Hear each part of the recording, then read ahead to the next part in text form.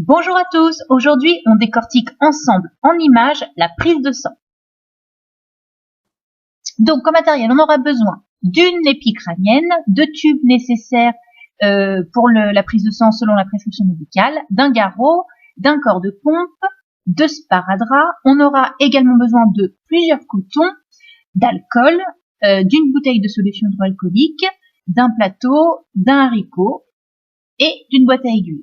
Après avoir vérifié la date de péremption et l'intégrité de tout le matériel et de s'être lavé les mains avec la solution hydroalcoolique, on va dans un premier temps déconditionner l'épicrânienne.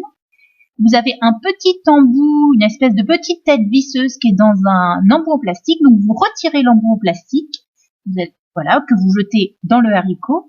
Et donc vous allez ensuite adapter le corps de pompe en le vissant. D'accord? Donc c'est la partie opposée à l'aiguille en fait au niveau de l'épicrânienne. N'enfoncez pas le corps de pompe dans l'aiguille, ça servirait à rien. Alors on va ensuite imbiber 1 ou 2 cotons d'alcool en laissant un sec pour la fin du soin. On va ensuite préparer un petit bout de sparadrap, pareil pour la fin du soin, parce que si ça saigne beaucoup ou si on a les mains occupées, on est bien content d'avoir préparé un petit bout en cas d'hémorragie massive.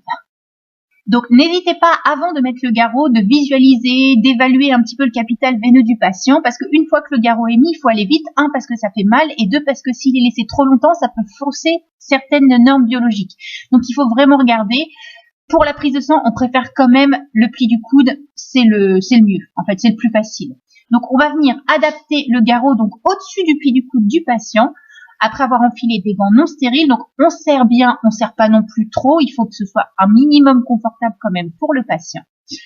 Voilà, ensuite on prend le coton qu'on a imbibé d'alcool, sur la veine qu'on a visualisée avant, on fait une détertion en escargot. Une fois que vous avez passé l'alcool, vous ne pourrez plus toucher avec vos gants. Donc visualisez vraiment bien, je répète, votre veine pour pas être embêté. Vous jetez ensuite votre coton dans le haricot. Donc ensuite, vous vous débarrassez de l'emballage plastique qui entoure l'épicrânienne et également du petit embout qui protège l'aiguille. Vous attrapez l'épicrânienne par les petites ailettes prévues à cet effet. Et là, vous vous placez biseau vers le haut. Vous voyez, au niveau supérieur, il y a un petit trou dans l'aiguille. Il faut vraiment que ce soit vers le haut quand on pique. On stabilise le bras du patient avec la main qu'on n'utilise pas pour piquer. Et ensuite, on insère l'aiguille dans la veine, pas à 90 degrés. On suit vraiment le trajet de la veine. Vous l'enfoncez. Et donc là, vous allez voir, il y a un petit peu de sang qui va arriver. Ça suffit. N'enfoncez pas plus, au risque de percer la veine et de faire un hématome ou de faire mal au patient. Voilà. Vous avez juste à insérer le tube dans le corps de pompe pour qu'il se remplisse. Il va y avoir un phénomène d'aspiration. Le sang va arriver tout seul. Il faut remplir les tubes jusqu'à la limite indiquée. C'est notamment important pour les tubes citratés.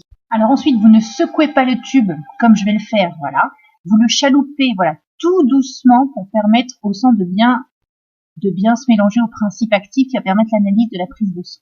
Ensuite, vous enlevez le garrot du patient, toujours avec vos gants, et ensuite, vous retirez délicatement l'aiguille du site de ponction. Vous demandez au patient alors de tenir le coton pour que vous puissiez en toute sécurité vous débarrasser de l'aiguille et du corps de pompe dans la boîte à aiguille. Ça ne s'invente pas.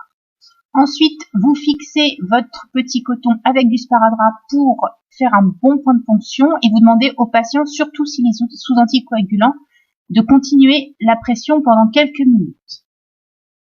Vous vous débarrassez ensuite de vos gants dans le haricot et vous vous lavez les mains, bien entendu, au lavabo ou avec un chat à votre contenance. Donc, pour l'identitovigilance, il est important de spécifier sur le tube le nom, le prénom et la date de naissance du patient ou de coller une étiquette si vous en avez sous la main. Alors je le répète, il est important de ne pas secouer les tubes, mais de bien les homogénéiser par 6 à 8 retournements lents. Et voilà, vous êtes le pro de la prise de sang. À bientôt pour de nouveaux soins. Bye bye!